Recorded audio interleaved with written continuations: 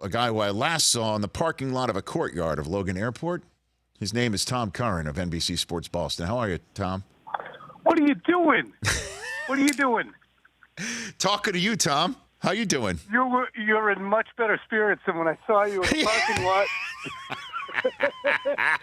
It was Can I tell the whole story? No, don't. It was at the end of a very long travel day, and it's all good. And I'm glad you. All right, then I got you. I'm glad you stayed. I'm glad you stayed right. in a warm embrace of a courtyard. That's always a good spot. We were too, but I will say this. Yes. It will amuse you why courtyard is so terrific. I had actually booked the room for a week out. So I showed up on this particular Thursday night and said, just checking in. Mr. Curran, your reservation's for next week, sir. And I said, oh, do you have any rooms? They said, we have one. You know anyway, what? I'll tell you. It's so funny because so many people always expect to see me when they check in at a courtyard, and you actually did, Tom. So that actually worked out. I did. It was terrific. It's all terrific that you were able to be there. So one of the things I wanted to talk to you about, because I read all your stuff at Tom E. Curran on Twitter as well. I read all your stuff on NBC Sports Boston. And you wrote a piece, Tom Brady's bump still doesn't ensure he'll finish in New England. The bump being his bump and raise this year, bump in salary this year, and then whatever the 2 years do hold for the extension. Here's this line here, man, that got me. Quote, it's a deal that allows the Patriots to save face because if Brady were to go into his walk year with a salary far smaller than much lesser quarterbacks, it would have looked bad. And to be frank, Brady may not have done it. What is that, Tom? I think everything was on the table. You know, as the negotiation, which the Patriots really dallied in beginning, as it got underway, little progress was being made, and some of the first forays into trying to put something in front of Brady and his agent to make it work were actually minimal raises with incentives. And if you remember 2018, they gave him 5 incentives to hit for $1 million each, and they were hard to hit. They gave him 5 more this year, and they were going to be even harder to hit. And this is with, reduced offensive weaponry around him. So there was a level of frustration and throwing up the hands with it until there was resolution. So I don't think, look, Tom Brady, and I wrote this in another column, push comes to shove, he's not going to fold his arms and say, I ain't coming in for regular season games. But I think the frustration level at this juncture, as he was continuing to prepare for the season, and no progress was being made, I think that it's interesting to see the timeline of the Patriots heading to Detroit and the contract getting resolved. Yeah. So, he wouldn't have held out into regular season games, do you think? I mean, and I guess it's a moot point, but we know, knowing him, I played a soundbite from 5 years ago in the first hour of our program where he was telling Andrea Kramer before the 2014 season that, yeah, he thinks about getting cut by the Patriots all the time, and that if he thought he could still play and a team didn't think he could, maybe he could find another team that would take him. Mm-hmm. I think he still has that mindset. He still has that mindset right now. All this tells me. There was a huge concern of his during Deflategate when folks around him would speak. He finally reached out to the people around him who would assail the commissioner and said, "Hey, please stop. You're not helping me. If I ever want to play someplace else, I don't want to be blackballed around the league for the things that have been said. That stuff happens." So, yes. The short answer is yes. And I can't categorize or characterize Tom Brady as having been on the verge of a walkout, but I think the frustration level put everything on the table, Rich. Well, at least he got something done for 2019. Walk me through how it works from here on out, Tom. It's fascinating because one of the givebacks to Brady and giving him the raise, but no real extension to it, was he didn't want to be franchised. He wanted to have autonomy for the first time in his NFL career, where somebody wouldn't have hold over him. And he was able to get that put in a clause, as Ian Rappaport reported. It's funny because it came out so murkily at first. And my supposition when I, learned about it, reported on it, as others were as well. My supposition was, okay, that $30 million and $32 million in 2020 and 2021, they're never going to pay him that anyway. They're going to come back to the table and ask to cut it down. So those are placeholder years. They're not even placeholder years. They are full-on ghost years, just places to dump part of his salary cap hit this year to reduce it. He does, when that contract expires, it's gone. He is a free agent even for a heartbeat until the new one takes effect. So he has the autonomy that he wanted. What he decides to do with it is fascinating. What the Patriots decide to do with one of the best quarterbacks in the league, who's in the walk year of his contract, and can still get value for him, might do, is fascinating to consider, too. I think everything, both sides, is currently on the table, Rich. Tom Curran, NBC Sports Boston here. What's going on with the house sale? Why are we? What is there any significance here, you think? Has to be, yeah. Tom and his wife have been in Connecticut looking at homes.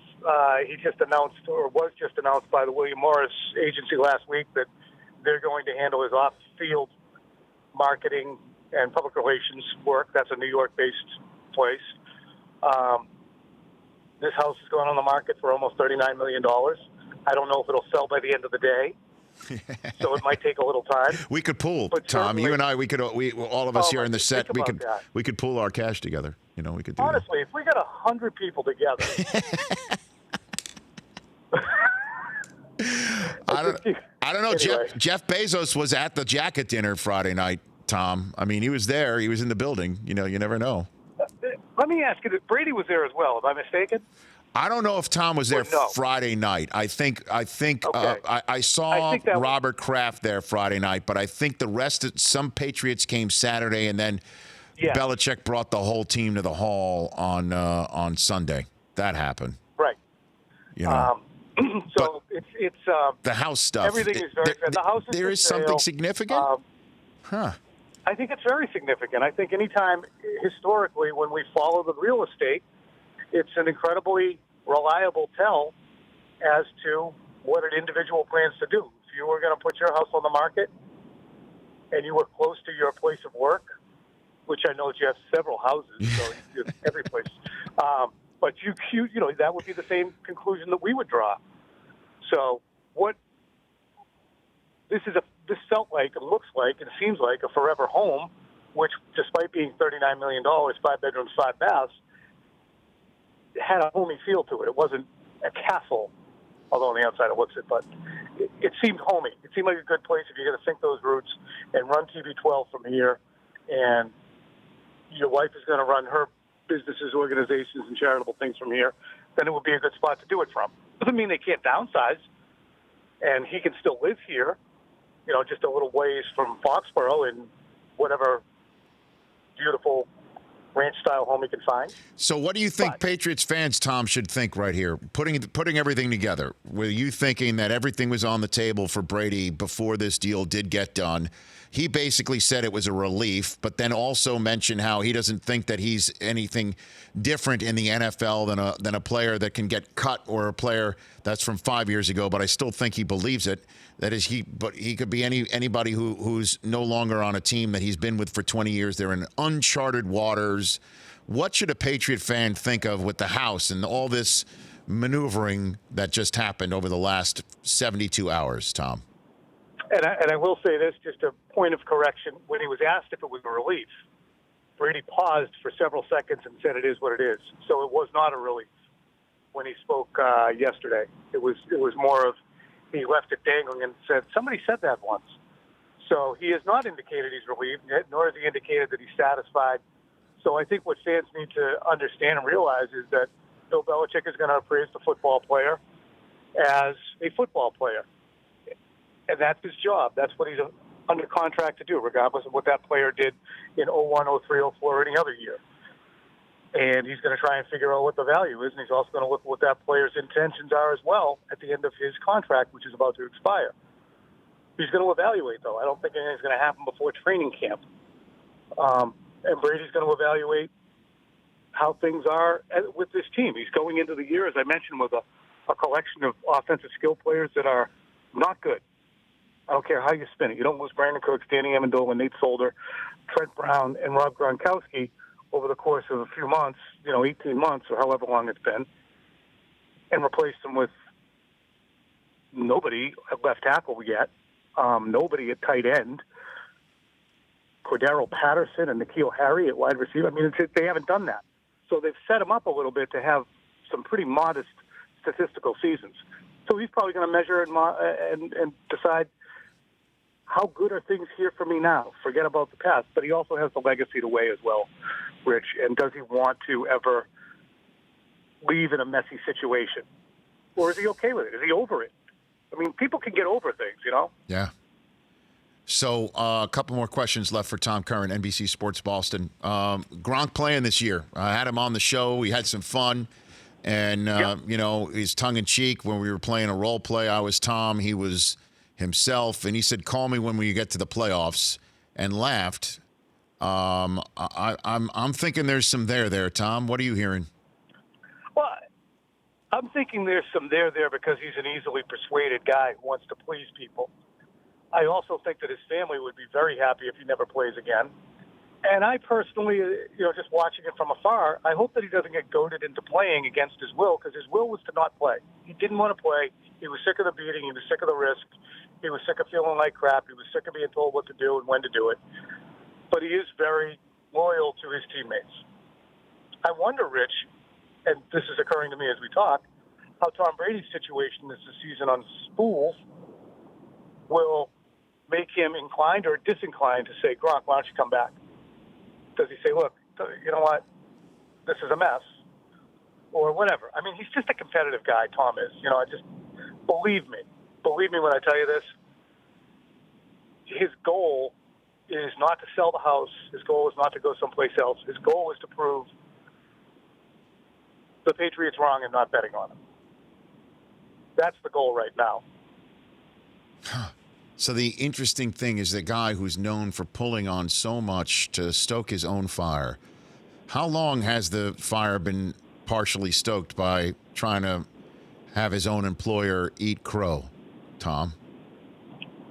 Probably since 2013, right after that season when they decided, you know what, we're going to start looking at solutions for the future because of Tom's age and contract situation, and they draft Jimmy Garoppolo. I think that he has looked at his unbelievable coach, who he has great respect for and understands he would have achieved barely anything of what he has achieved if not for him. But he still looks at his coach and says, he doesn't believe it. He's still not buying. I'm going to prove him wrong. Last one for you, Tom. I give you the floor on Don Banks, who passed away over the weekend in Canton, Ohio. Tom. Yeah, thank you. And he was an unbelievably good friend. When I was at NBCSports.com and covering the league, I developed a good friendship with him. No one was closer to him than Sam Farmer from the LA Times. But we three would stick around together. And the great thing about Don was he was so silly. Great reporter, great journalist, but he could just get silly as hell. It was so much fun. But he wasn't so silly the last couple of years because he was let go by SI, and you're a guy in your mid-50s. And no matter how capable you might be, every industry is looking to get younger and more vibrant. And Don is those things. And he had a hard time finding something. And he had been downcast. But I saw him Saturday night in the media room, and he's walking out, and he gives me, slap on the back. Tony, I got a job. And everybody goes to the Athletic. So that dude, you go to the Athletic? He goes, no, I'm going to the Las Vegas Journal-Review. He said, I just finished my first story for him. I got to file it now. Asked him what his wife was going to do. He said she might be moving out to see him. But he was walking on air. And, he had been down for a while. And I think that there's a lot of men our age who do start to get phased out when they have 20 more years of relevance, and they're very much at wit's end. So he endured some down and dark days. And I'll tell you this, just on the night that he passed, he was very happy, he was very upbeat, and he had great hope in his heart for what was going to unfold for him. My condolences to you, Tom, and the entire. I mean, I got to meet Don a couple of times. I, direct messaged him on Twitter a few times just to go back and forth about what he was writing about, and just to see all the outpouring of love and appreciation, and certainly for Sam. To do, he's been tweeting about it as well. I just wanted to give you some time on that, Tom. That was very nice. You're a very thoughtful guy, and every industry has its circles. Whether we're talking now to people who are in the computer industry or the hotel industry, bricklayers.